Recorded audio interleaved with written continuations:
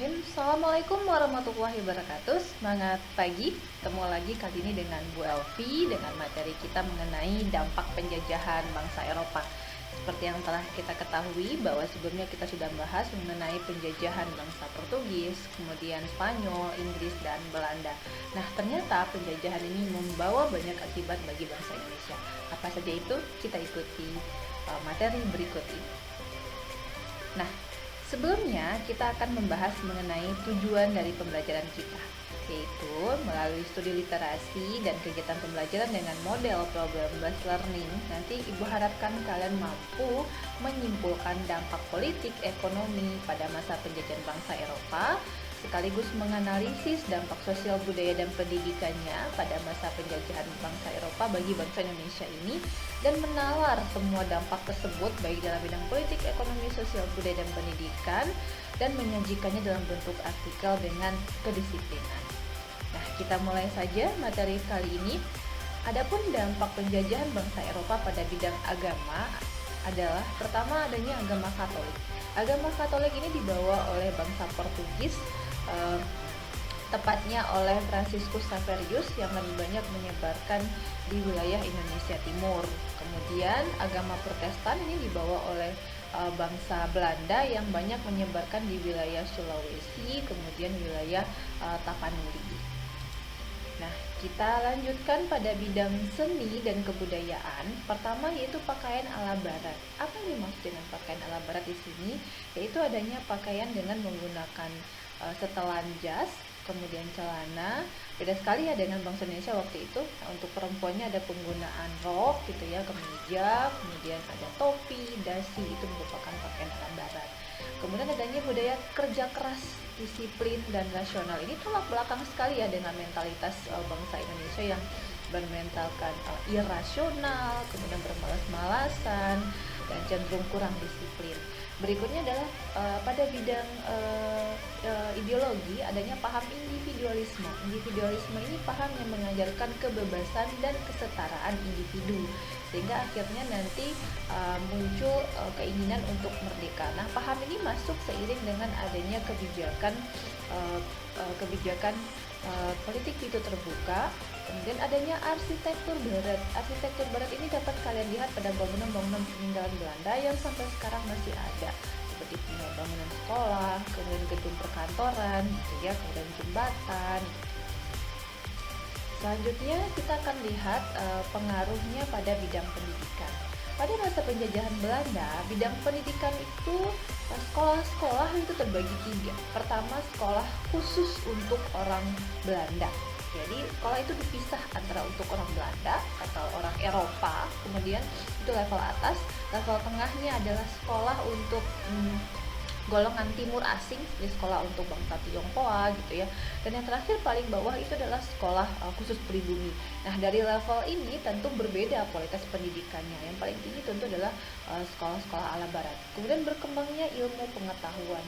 Nah, nantinya sering dengan adanya politik etis atau politik balas budi, salah satu isinya adalah adanya program edukasi, maka mulailah dibuka sekolah-sekolah misalnya untuk MULO setara dengan SMP ya, kemudian AMS setara dengan SMA, kemudian adanya sekolah OSPIA. OSPIA itu adalah sekolah untuk pegawai negeri, kemudian STOVIA itu sekolah khusus kedokteran, kemudian THS yang sekarang disebut dengan ITB gitu ya. Kemudian berkembangnya ilmu pengetahuan dengan kedatangan bangsa Belanda.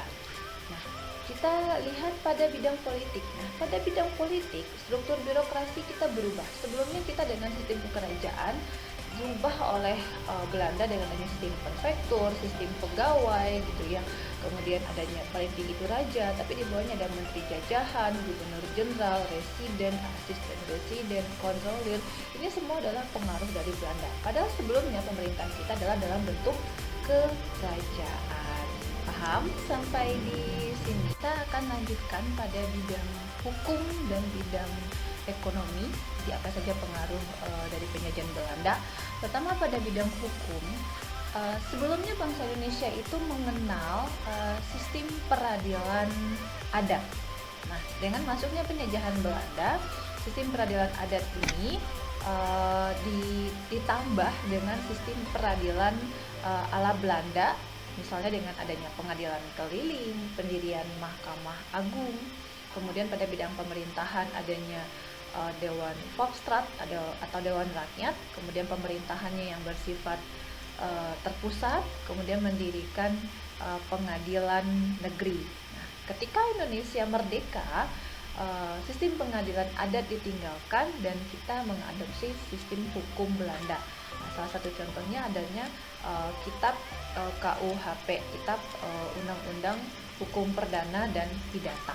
Kemudian dalam bidang ekonomi dikenalnya sistem ekonomi uang. Jadi kita sebenarnya dulu adalah mengenal sistem ekonomi barter gitu ya. Dengan masuknya Belanda kita mulai mengenal uang kertas gitu. Kemudian adanya sistem sewa tanah. Jadi sebelumnya tanah itu adalah milik masyarakat adat. Kemudian lambat laun diberlakukanlah sistem sewa tanah. Jadi kita harus menyewa tanah kepada pemerintah. Kemudian sistem kerja kontrak.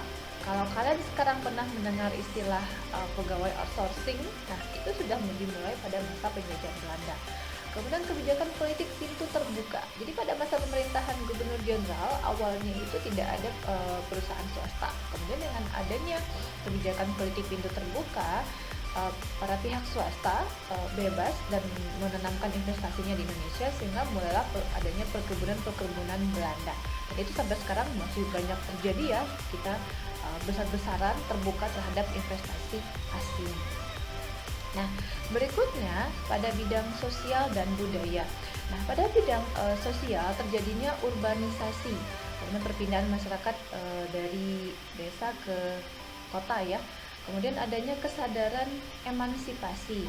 Kalian mungkin pernah mendengar tokoh yang bernama Raden Ajeng Kartini yang memperjuangkan kesetaraan kaumnya, yang ingin setara untuk mendapatkan bidang pendidikan. Kemudian adanya Raden Dewi Sartika yang lebih nyata lagi aksinya dengan mendirikan sekolah.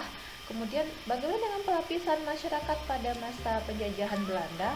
Nah, ini bisa kalian lihat, paling tinggi itu levelnya adalah bangsa Eropa dan kulit putih.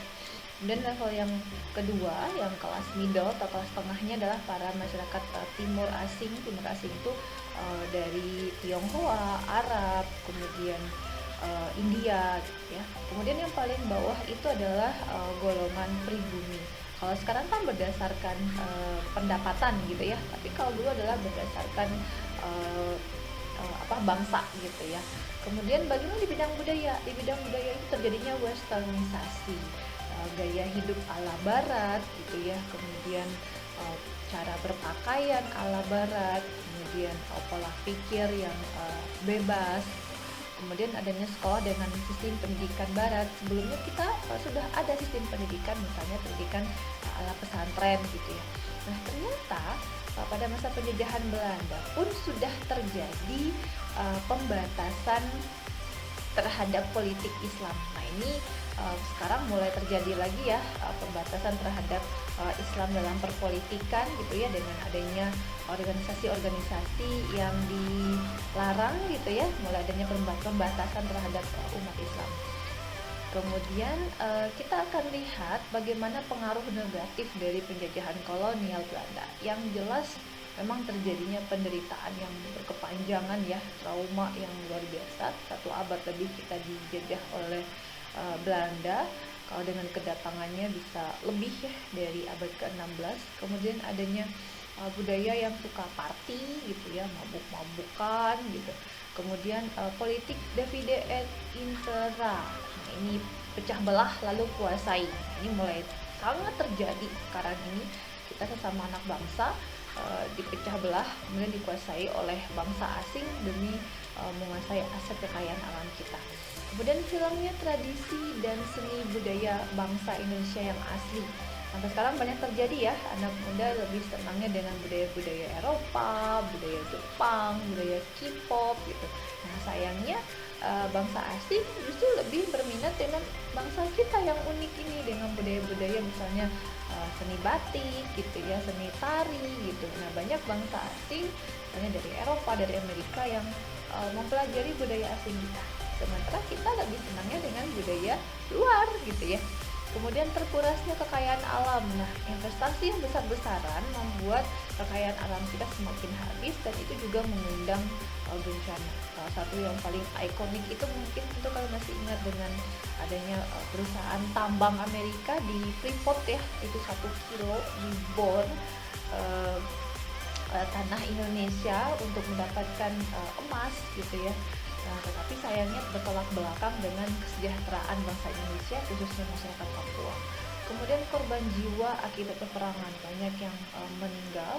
Kalian ingat pada masa Dandos itu membangun jalan Anyer Panarukan, itu korban jiwanya sampai 3.000 orang gitu ya, bayangkan. Nah, itu tadi dampak politik, ekonomi, sosial, budaya, dan pendidikan pada masa penjajahan Belanda. Nah, Ibu harapkan kita dapat mengisi kemerdekaan dengan kegiatan yang positif, kegiatan yang dapat memajukan negeri ini, sehingga kita tidak lagi menjadi bangsa yang terjajah secara modern gitu ya. Ibu berharap di tangan kalianlah harapan dan masa depan bangsa ini untuk menjadi bangsa yang lebih maju.